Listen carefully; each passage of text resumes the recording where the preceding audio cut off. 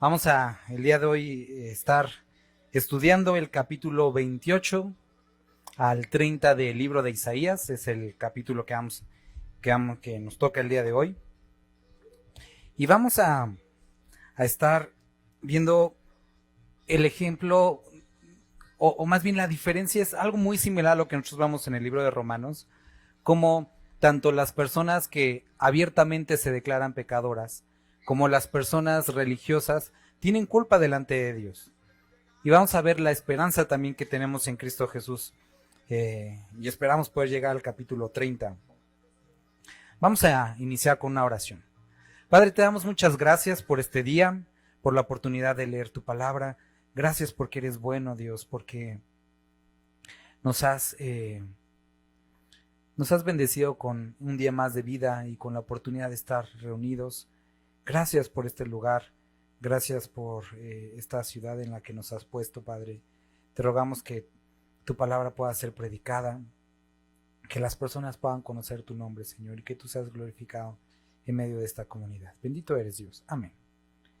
Sale, hermanos, pues llegamos al capítulo, como les decía, número 28 de Isaías. ¿Sale? Vamos a leer, dice: ay de la corona de soberbia de los ebrios de Efraín, y de la flor caduca de la hermosura de su gloria, que está sobre la cabeza del valle fértil de los aturdidos del vino. He aquí Jehová tiene uno que es fuerte y poderoso, como turbión de granizo y como torbellino trastornador, como ímpetu de recias aguas, que inundan con fuerza de arriba a tierra. Entonces, a partir del capítulo 28 hasta el capítulo 35, inicia otra sección de palabras o de profecías que van dirigidas ahora hacia Judá. Recuerden, la nación de Israel se había dividido en dos. Israel se había quedado en el norte, con su capital era Samaria, y Judá en el sur, con su capital como Jerusalén. ¿Sale? Se habían dividido. Israel fue primero cautivo y después Judá le siguió y fue cautivo también porque no vieron el ejemplo de Israel y cómo Dios trajo juicio. Ahora, como les decía, a partir del 28, Dios empieza a hablar directamente a Judá y pone como ejemplo también un poco a Israel. Menciona en la primera parte, en los primeros dos versículos, dice: ay de la corona de soberbia de los ebrios de Efraín. Está hablando acerca de Israel. Ahora, utiliza este término que se vuelve interesante aquí, bueno, más bien estos dos términos. Por una parte utiliza la palabra soberbia y la otra se refiere a las personas que estaban en Efraín o en Samaria de ebrios. Ahora, este lugar era conocido o en este lugar se había desarrollado toda esta industria, vamos a utilizar este nombre del vino, ¿no? Era para ellos, recuerden, en la cultura judía, el vino era un sinónimo de alegría, de gozo, también de ser fructíferos. Incluso cuando nosotros vemos en la palabra esta fiesta en la que faltó el vino, era como algo que no podía suceder en una fiesta, porque era como un tipo de augurio para lo que habría de venir para la pareja. Entonces, en una fiesta no podía faltar vino durante toda la fiesta, porque era un sinónimo del gozo que experimentarían en su matrimonio. Por eso estaban tan preocupados cuando nosotros vemos en los evangelios que faltó vino. Entonces, también era al igual que en algunos lugares, era una señal de estatus. Entre mejor calidad de vino y entre más cantidad de vino, era una señal de un poder socioeconómico, ¿sale? Entonces, para la nación de Israel en ese tiempo, el que hubiera abundancia de vino era una declaración de estatus para todas las demás personas. Ahora es donde entra esta palabra soberbia, que la podemos entender como alguien engreído, alguien que prepotente, alguien altanero. Una persona soberbia es aquella que tiene un concepto mayor de sí mismo y ve a los demás siempre hacia abajo. Y por lo tanto su actitud siempre es de superioridad, de altanería, no solamente con respecto a las personas, sino a las circunstancias y a veces incluso a Dios y a su palabra. Esta era la actitud que había dentro de Israel. Y dice: de los ebrios de y de la flor caduca de la hermosura de su gloria. Eso que para ellos era una señal de estatus, delante de Dios era una flor que se iba a marchitar. La cabeza del valle fértil de los aturdidos del vino. Después, versículo 2, dice que Dios, si ellos se creían fuertes, si ellos se creían poderosos, si se creían superiores a los demás, el versículo 2 dice, voy a mandar a alguien mucho más fuerte que ustedes, mucho más poderoso. Y quiero que vayan viendo esto porque esto es algo que impera en los 2 capítulos que vamos a leer.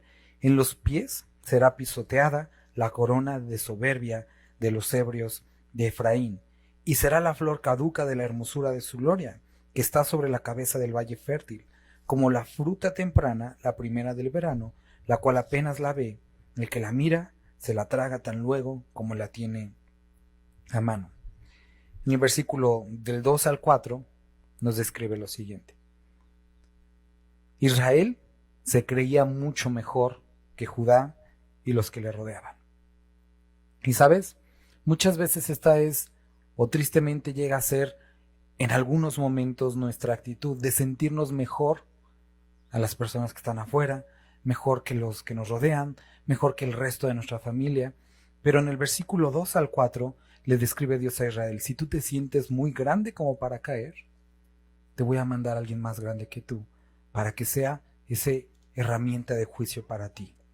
Entonces, del tamaño de la soberbia del corazón, es el método que Dios utiliza para juzgar a aquellos que se han llenado de soberbia y altanería. Y esto, querido hermano, recuerda, si en tu corazón estás permitiendo soberbia, Dios puede utilizar herramientas más grandes para quebrantar esta soberbia. Estaba hablando de estos hombres que eran abiertamente pecadores y estaban ya bien con eso.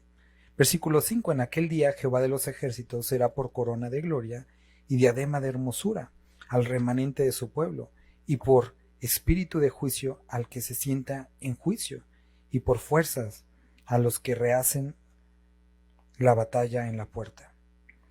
Estos 2 versículos ahorita los vamos a guardar para lo que sigue, pero recuerden, primero describe la actitud de Israel, después lo que Dios va a hacer. Pero en el versículo 5 y 6 describe el deseo profundo del corazón de Dios. La Biblia, a lo largo de toda la historia bíblica, Dios ha dicho una y otra vez, mi deseo no es que el impío sea destruido, sino que se vuelva de sus caminos. Esto no es una guerra a ver quién puede más, porque obviamente Dios puede más. Su deseo no es como castigar y destruir. Tiene que traer el juicio por causa del pecado, porque es la paga, es la consecuencia. Pero el deseo natural de Dios es el que haya arrepentimiento. Y eso es lo que les expresa aquí, que llegará el momento en que todos estos que se apartaron de Él puede dar una oportunidad a través del arrepentimiento y siempre está dirigiéndose hacia la persona de Cristo, que su verdadera corona de gloria no sea lo que pueden producir, lo que tienen, lo que poseen, sino sea realmente Dios. Versículo 6. Y por espíritu de juicio a los que sientan en juicio y por fuerzas a los que rehacen la batalla. Versículo 7.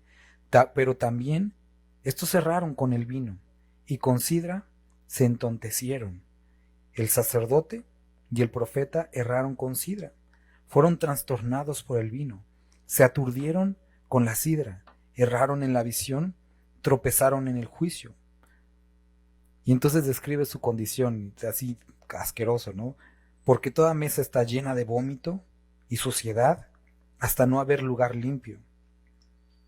¿A quién se enseñará ciencia o a quién se hará entender doctrina? ¿A los destetados? ¿A los arrancados de los pechos? Entonces, describe la actitud de Israel.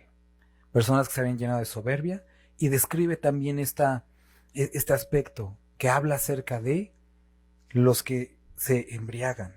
Ahora, esto no está únicamente limitado a esto, porque puede haber una persona embriagada de vino, embriagada de poder, de soberbia, es decir, cuyas posesiones o aquello que es su orgullo no es Dios. Entonces está él dirigiéndose a este tipo de personas. Y llega en el versículo 7 y dice que incluso en la nación de Israel, el sacerdote, es decir, el que estaba encargado de acercar a las personas a Dios, que el profeta era el encargado de hablar de parte de Dios, habían caído en este mismo pecado, en esta misma conducta y en esta misma situación. Y entonces, que eso había producido, que tanto, versículo 7, si pueden subrayarlo, es algo importante, tanto su visión y su juicio habían sido distorsionados. Quiero, hermano, el pecado, la soberbia, distorsiona tu juicio y tu visión de la vida. Cuando tú tienes un pensamiento mayor de lo que eres tú, distorsiona la forma en la que interactúas con tus hermanos, con tu familia, cómo la percibes el mundo, y también influye en tus decisiones, en tu capacidad de decidir adecuadamente. Y esto es lo que estaba sucediendo con Israel, al punto, y describe de una manera muy gráfica, que así como un borrachito cuando está totalmente atontado, toda la mesa llena de vómito de suciedad, no había lugar no contaminado por este pecado. Y ellos se burlaban y decían lo siguiente: ¿qué nos vas a enseñar tú? Versículo 9. ¿Nos vas a enseñar, nos vas a hacer entender? El pueblo se había rebelado incluso contra Dios y estaban atacando a Isaías, le estaban diciendo: ¿qué nos vas a hacer? ¿Qué nos vas a decir tú? Versículo 10. Porque mandamiento tras mandamiento, mandato sobre mandato, renglón tras renglón, línea sobre línea, un poquito allí y otro poquito allá.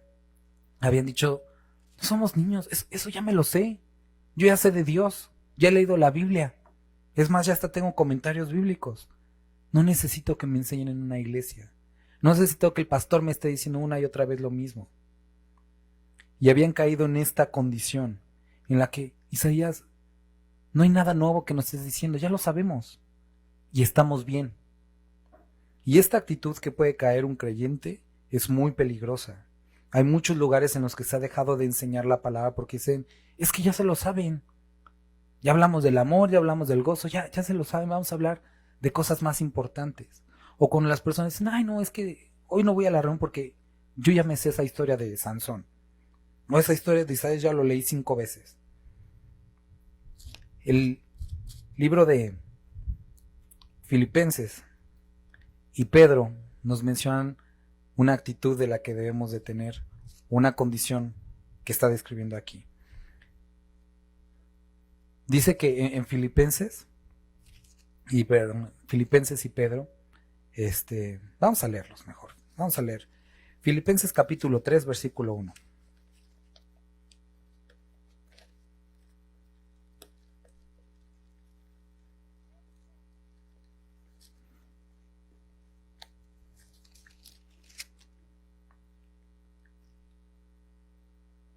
Por lo demás, hermanos, gozaos en el Señor. A mí no me es molesto el escribirlos las mismas cosas, y para vosotros es seguro.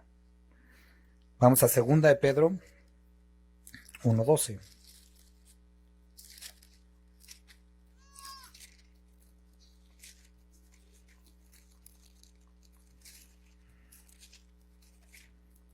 Segunda de Pedro 1:12.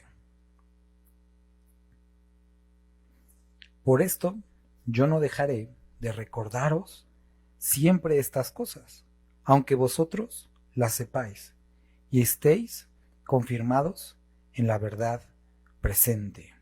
Entonces, Pedro y Pablo no tenían ningún problema en volver a repetir una y otra vez las cosas, porque era más seguro para ellos. Querían estar seguros que lo habían entendido y para ellos era seguro estar escuchando las cosas. Queridos hermanos, cuando nosotros empezamos el libro de Isaías, uno de los retos que yo veía en el libro de Isaías es que por lo menos los primeros 35 capítulos es repetitivo en cuanto al pecado, en cuanto al juicio, en cuanto a lo que, o sea, una y otra vez, si ven los capítulos son bastante similares. Es lo mismo que sucede en el libro de Jueces, se vuelve hasta de alguna forma como esto volvió a pasar y volvió a pasar y volvió a pasar. Y era una de las cosas que yo decía, bueno, ¿cómo podemos presentar esto de manera que pueda ser útil, ¿no? Y perdón por la palabra, pero Dios me decía, es que tristemente esa fue la condición de Israel. Se les mencionó tantas veces y pensaron que porque lo habían escuchado ya lo estaban haciendo, pero era diferente el haberlo escuchado y estarlo obedeciendo. Y es lo mismo para nosotros el día de hoy. Podemos escuchar las mismas cosas una y otra vez. La diferencia está en si la hemos hecho o no, si hemos obedecido o no a Dios. Y entonces ellos habían cansado de que Isaías les estuviera repitiendo las más cosas. Y como te decía, Pedro y Pablo hablan, no me causa problema repetírtelo, no me voy a cansar. Y vemos que nuestro Dios dice exactamente lo mismo. Lo voy a repetir porque es necesario. Los mismos errores que se cometieron hace 2000 años, la iglesia los sigue cometiendo. Las mismas cosas de las que les advertí, lo siguen haciendo. Versículo 11. Porque en lengua de tartamudos y en extraña lengua hablará a este pueblo, a los cuales él dijo, este es el reposo, dad reposo al cansado, y este es el refrigerio, mas no quisieron oír. Entonces el pueblo no quiso escuchar la palabra, dijo, ya me lo sé. Cuando Dios les había dicho, tristemente, si tú no quieres escuchar la palabra, es el único medio para que este pueblo se santifique y se vuelva de sus pecados. Pero no quisieron oír. Versículo 13. La palabra pues de Jehová le será mandamiento tras mandamiento, mandato sobre mandato, renglón tras renglón, línea sobre línea, un poquito allí, otro poquito allá, hasta que vayan y caigan de espaldas y sean quebrantados, enlazados y presos. Proverbios capítulo 28 versículo 9 nos dice algo muy solemne, que aquellos que apartan su oído para escuchar la palabra de Dios, de los tales, su oración es abominable delante de Dios. Si tú dices, yo no quiero escuchar la palabra de Dios, ya estoy cansado, ni te molestes en orar, porque tu oración cae en este segmento de abominable a Dios. Y es algo duro, dices, ay no, pero no que Dios, sí Él escucha nuestras oraciones, no quiere decir que se vuelva sordo, Él lo escucha. Pero Él no va a contestar cuando tú no quieres escucharlo. Y cuando has apartado tu oído, para no escucharlo. ¿Qué más tendría que decirte? ¿Qué más podría decirte? Versículo 13 les dice, ¿no quieren escuchar la palabra? Es lo único que los puede cambiar. Y esta palabra va a estar una y otra vez. Y describe una forma, este versículo es algo de lo que nosotros hemos tomado para poder predicar de esta forma. Renglón tras renglón, mandato tras mandato, línea tras línea, hasta que caigas de espalda y seas quebrantado. Porque esto es lo que debe producir en nuestra vida, una transformación. Versículo 14. Por tanto, varones burladores que gobernáis a este pueblo, que están en Jerusalén, oíd la palabra. Versículo 15. Por cuanto habéis dicho, pacto tenemos, hecho con la muerte, e hicimos convenio con el Seol. Cuando pase el turbión del azote no llegará a nosotros, porque hemos puesto nuestro refugio en la mentira y en la falsedad nos esconderemos. Y les dice, y nos dice a todos, aquellos que se burlan y dicen, eso no me va a pasar, eso no va a suceder, aquellos que el día de hoy han decidido no escuchar la palabra, aquellos lugares en los que han dicho, ya no vamos a hablar de la Biblia, y que piensan, y también esto va dirigido a aquellos que de alguna forma piensan que el traer una medallita de una muerte, dice, hicimos pacto con la muerte, hicimos convenio con el Seol, no nos va a pasar nada. Versículo 16. Por tanto Jehová, el Señor dice aquí, he aquí yo he puesto en Sión por fundamento una piedra, probada, angular, preciosa de cimiento estable. El que creyere, no se apresure, no será conmovido. Y ajustaré el juicio a cordel, y a nivel la justicia y granizo barrerá el refugio de la mentira, y aguas arrollarán el escondrijo. Pero a los burladores y soberbios será anulado vuestro pacto con la muerte y vuestro convenio con el Seol.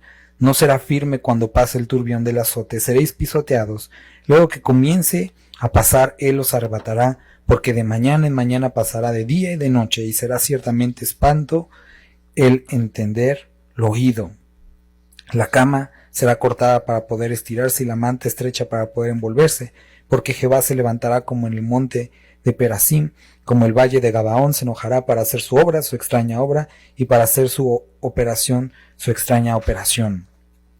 Ahora pues, no os burléis, para que no se apriete más vuestras ataduras, porque destrucción ya determinada sobre la tierra he oído del Señor Jehová de los ejércitos. Estad atentos y oíd mi voz, atended y oíd mi dicho. El que ara para sembrar, arará todo el día, romperá, quebrará los terrones de tierra. Cuando ha igualado su superficie, no derramará el eneldo, sembrará el comino, pone el trigo en hileras y la cebada en el lugar señalado y la avena en su borde apropiado, porque su Dios le instruye y le enseña lo recto. Que el eneldo no se trilla con trillo, ni sobre el comino se pasa rueda de carreta, sino con un palo se sacude el eneldo y el comino con una vara. ¿Qué es lo que está describiendo? Vuelvo a repetir. Primero describe la condición de Israel, soberbia y embriagados. Les describe lo que va a tener que hacer, traer juicio sobre ellos. Les dice cuál es su deseo profundo, que se arrepientan. Después vuelve a expandir un poco más su condición, dice que se burlaban y decían: eso que tú nos dices, estamos cansados, no vamos a escuchar más. Aparte, ya tenemos o ya hicimos preparaciones para que no nos pase nada. Y Dios les describe: ¿creen que eso va a suceder? ¿Creen que van a poder resistir mi juicio? Y les dice: no. Y en esta última parte, del versículo 23 al 29, utiliza una descripción de cómo se cosecha o cómo se separa el grano. Dice: para este tipo de grano se utiliza este tipo de herramienta, para este tipo de grano se utiliza este tipo de herramienta, para un soberbio voy a utilizar esto, para un pecador de este tipo voy a ocupar esto, y de acuerdo a la dureza de tu corazón es el trato que voy a traer. ¿Quieres burlarte? ¿Quieres pensar que no va a suceder? Solo espera y mira. Y eso es lo que Dios les estaba diciendo. Dependiendo de la dureza del corazón, es el trato que traigo. Y sabes, hermano, esto, lejos de ser algo de miedo, esto es una cuestión de ánimo. Porque Dios dice que no nos deja sin disciplina. Ahora, esto está hablando a personas que estaban abiertamente en contra de Dios. Pero cuando volteamos a ver a nosotros que hemos decidido buscarle, podemos tener también la certeza que Dios nos va a tratar de la manera adecuada y según las necesidades que tengamos cada uno de nosotros, es la forma en la que nos va a tratar, trayendo disciplina, edificación, paciencia, fe, según la necesidad de cada uno. No nos trata a todos igual, porque somos diferentes. Pero definitivamente Dios tiene una perspectiva acerca del pecado, la cual no va a cambiar. Y debemos de haríamos bien en escuchar esto, porque le sucedió a Israel. Profetizaron muchos y dijeron: no, es que Dios me dijo que no va a pasar. Y Dios dijo: no, yo dije que sí. No pienses que Dios no va a traer disciplina, no pienses que Dios no va a tratar con tu vida. Por supuesto que lo va a hacer. ¿Por qué? Porque te ama. Y Dios, al hijo que ama, disciplina. No es para todo el tiempo andar todos: ¿ahora qué va a hacer Dios? No.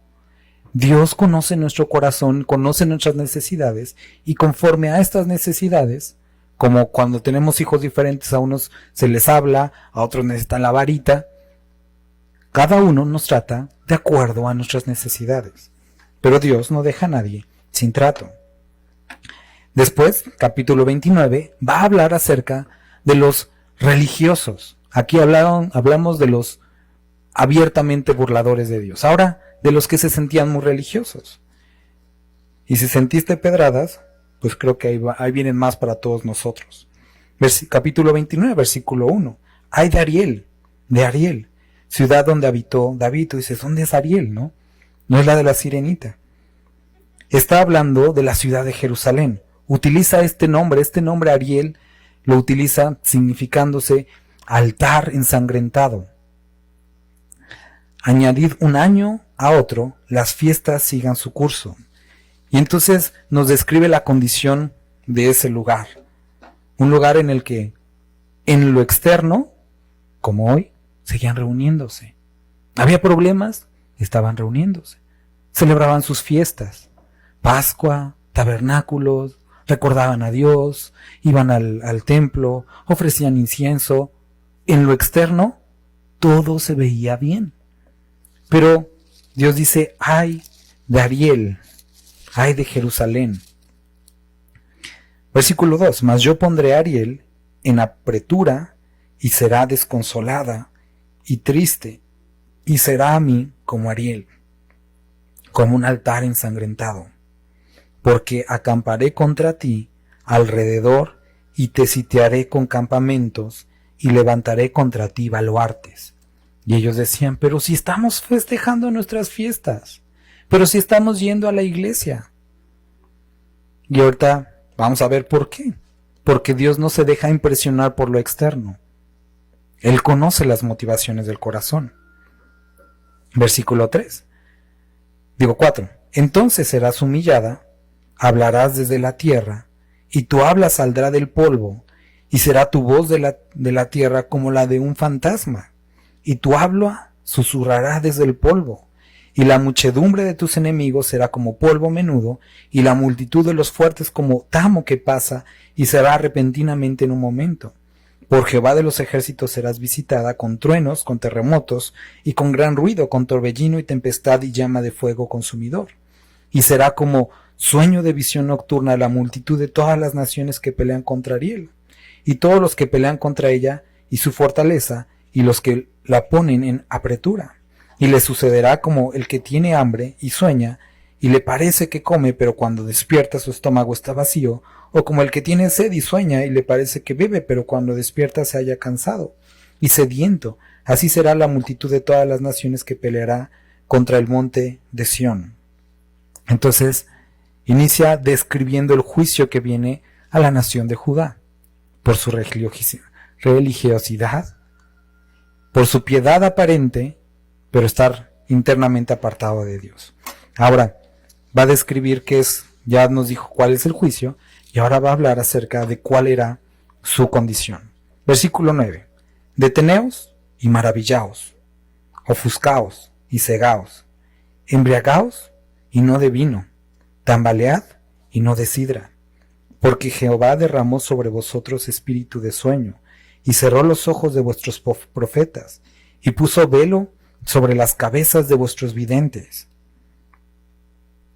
Y os será toda visión como palabras del libro sellado, el cual si dieren al que sabe leer, y le dijeren, lee ahora esto, él dirá, no puedo, porque está sellado. Y si se diere el libro al que no sabe leer, diciéndole, lee ahora esto, él dirá, no sé leer. Dice pues el Señor, porque este pueblo se acerca a mí con su boca y con sus labios me honra, pero su corazón está lejos de mí, y su temor de mí no es más que un mandamiento de hombres que le ha sido enseñado. Lo que sucedía en Israel es que por causa de su hipocresía, de su alejamiento, Dios los dejó ir en eso. ¿Y qué es lo que sucedió? Esto que dice, espíritu de sueño, y cerró los ojos de vuestros profetas. Aquellos que les enseñaban mal. No entendían. Se acercaban a leer ellos y no entendían. Y podríamos decir, bueno, pues es que Dios lo hizo. Ellos mismos buscaron esta actitud. Por su frialdad espiritual, por su alejamiento de Dios, leían y no entendían, leían y no hacían. Y esto es exactamente lo que nos dice tanto el libro de Amós como en el libro de Segunda de Timoteo. Amós lo describe como algo que sucederá en Israel en ese tiempo, y Timoteo lo describe como algo que sucederá en nuestro tiempo. Dice, hablando acerca de los hombres malvados, apóstatas, dice que no sufrirán la sana doctrina. Es decir, que en este tiempo, en los postreros tiempos en los que estamos viviendo, la gente no iba a sufrir la sana doctrina. No iba a sufrir porque la palabra les estuviera pegando y apedreando, sino que se iban a amontonar con maestros iguales a ellos, con sus mismas concupiscencias, que les iban a hablar lo que les gustaba, lo que les hacía sentir bien.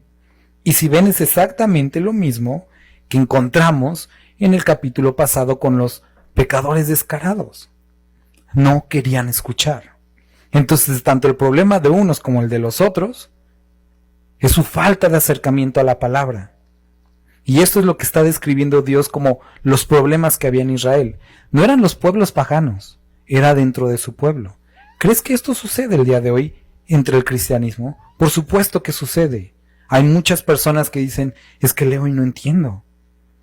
Y entonces, ¿qué hago? Voy a personas que están igual o peor que yo para que me enseñen lo que tampoco entienden y mucho menos hacen. Y entonces buscamos y estamos entre una comunidad de personas que se dicen por fuera religiosas o que sí lo son y que dentro están más muertas que los muertos, viviendo en pecado, en hipocresía, en falta de santidad. Romanos capítulo 13, y no es algo que dejó de suceder. Pablo tiene que escribir acerca de eso y dice, levantaos vosotros del sueño en el que están, porque la hora se acerca. Y eso es algo que debe de seguir retumbando en nuestros oídos.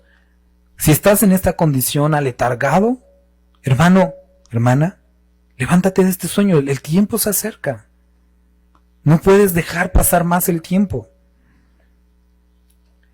Versículo 13 dice, pues el Señor, porque este pueblo se acerca a mí. El problema no es que no fueran a la iglesia. Dice, vienen. El problema es cómo vienen. Y hay muchos creyentes, hoy hay miles, millones de personas reunidas. Y ese no es tanto el problema, sino cómo o por qué están reuniéndose. Decía Spurgeon que los domingos suceden uno de los más grandes actos de idolatría, porque mucha gente se acerca a una iglesia para adorar a un Dios que no conoce. Y esto es verdad en muchos casos, tristemente. Dice, se acercan a mí con su boca y con sus labios me honran. Saben el lenguaje cristiano, saben decir aleluya, amén, gloria a Dios, Dios te bendiga, hermano, qué bendición, oramos, todo esto. Dice, pero su corazón está lejos de mí. Lo saben decir muy bien, saben aparentar muy bien, pero su corazón está lejos de mí. ¿Y qué dice después? Y su temor de mí no es más que un mandamiento de hombres. El respeto que dicen tenerme, el temor que dicen tenerme, es producto de una tradición, de una costumbre. Muchas creyentes han saltado que o toman mucha risa esto del cuando algunos entran y se persinan, ¿no? Y dicen, ay, esto es que se persina. Pero como creyentes muchas veces hacemos lo mismo. Entramos a la iglesia así, bajamos la cabecita. ¿Y qué? ¿Y eso qué? Si tu corazón no se ha arrepentido. Y eso es lo que está diciendo Dios. Y su temor de mí no es más que un mandamiento de hombres que les ha sido enseñado. Versículo 14, por tanto, he aquí nuevamente, excitaré yo la admiración de este pueblo con un prodigio grande y espantoso, porque perecerá la sabiduría de sus sabios y se desvanecerá la inteligencia de sus entendidos. Y esto sucedió cuando Cristo Jesús vino. Tanto hablaban estos hombres fariseos de todo esto y les fue imposible conocer a su Salvador. Y esto sucede el día de hoy. Hay tantas personas con discipulados, con títulos, con maestrías, teología, y les es imposible entender a su Salvador. Cada vez, cada día, Dios se lleva a su presencia más y más de esos pastores, hombres y mujeres de la vieja escuela, que hablaban del pecado, que hablaban de la salvación, de la gracia, directo como es. Y cada día se levantan más y más hombres y mujeres con un lenguaje social, un lenguaje que agrada nada más al hombre. Y esto está sucediendo. Y esto es lo que está profetizado en la palabra en el libro de Timoteo. Hay, versículo 15, de los que se esconden de Jehová encubriendo el consejo, y sus obras están en tinieblas. Y dicen, ¿quién nos ve? ¿Y quién nos conoce?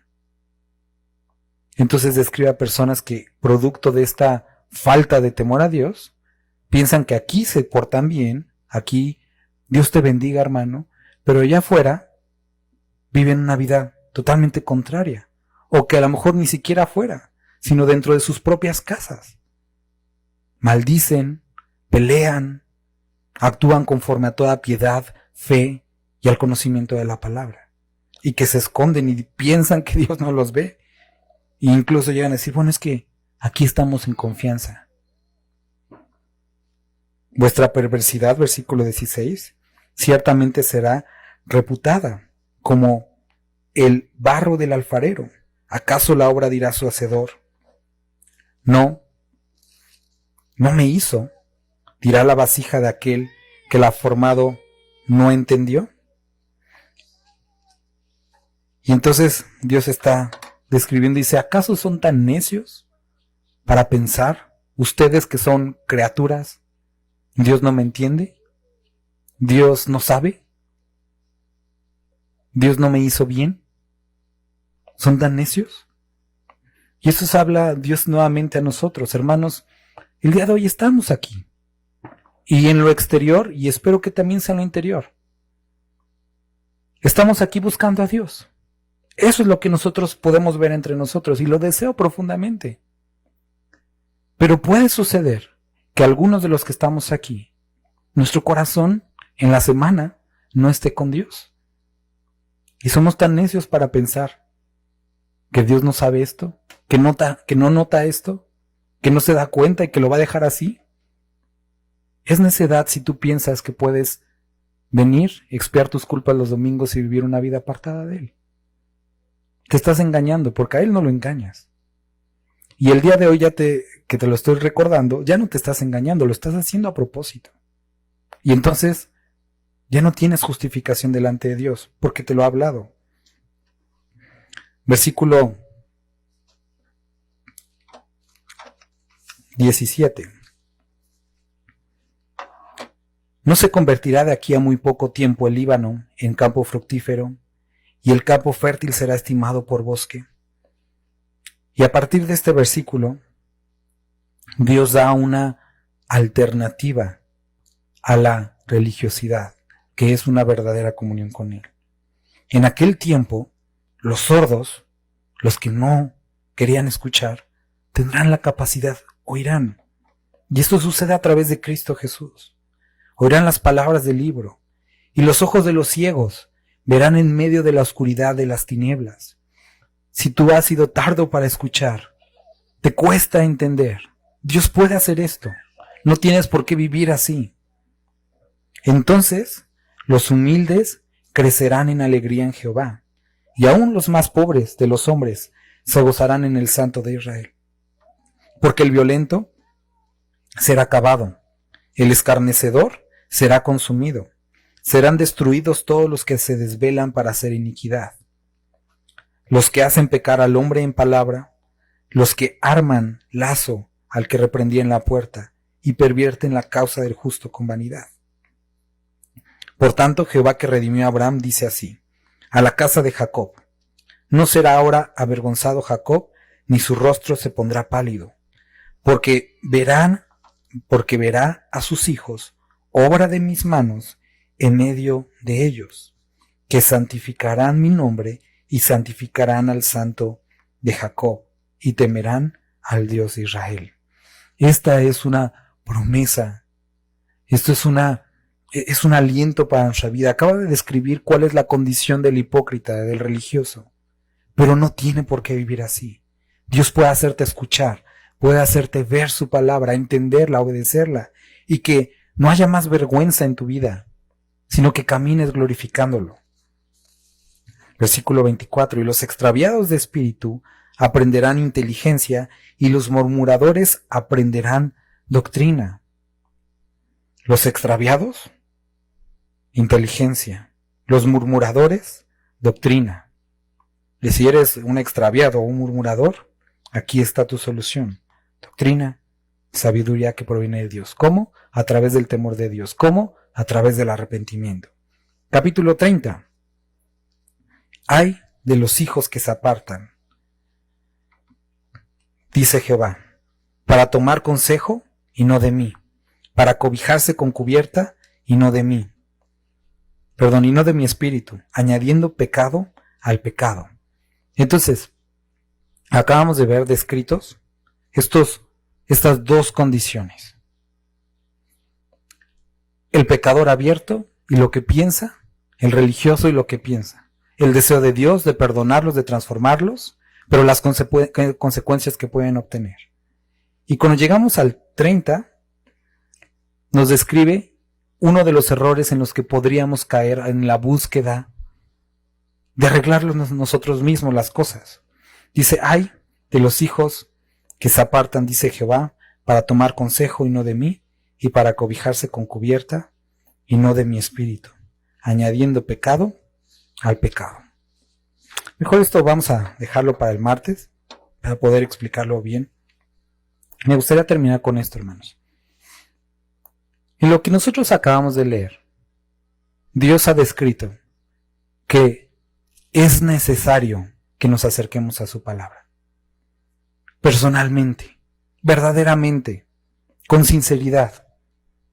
Porque Dios está cansado y lo conoce, esas actitudes que la gente puede ver y engañarse, pero que por dentro estamos viviendo totalmente apartados de Dios. Dios conoce esas actitudes y las desaprueba. Y si tú estás en esa condición, arrepiéntete y acércate a Dios verdaderamente. O si estás peor aún en la condición de burlador, Dios, recuerda, tanto al burlador como al religioso, traerá la disciplina adecuada, teniendo cuidado de que a cada corazón, o dependiendo de la dureza de cada corazón, sea la disciplina o el trato.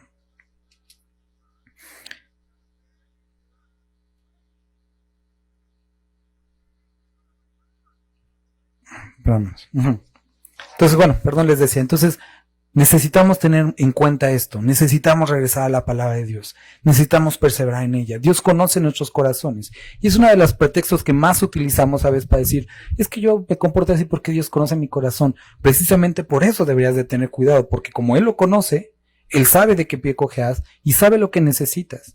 Y también podemos tener la tranquilidad que dependiendo de nuestras necesidades, Dios traerá la disciplina, el trato, el amor, lo adecuado para cada uno de nosotros. Esto es algo bueno y esto es algo también lo que tenemos que saber.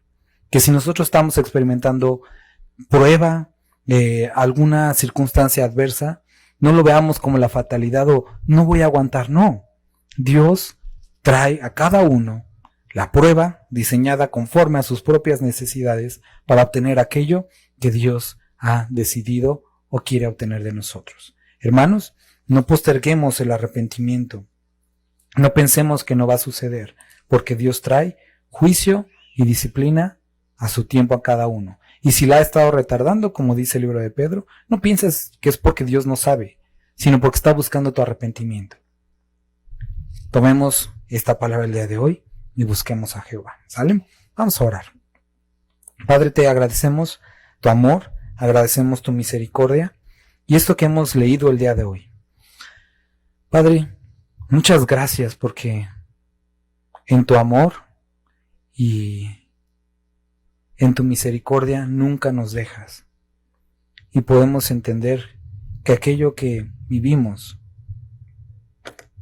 está en control tuyo, Padre, y que nos amas. Bendito eres, Padre. Amén.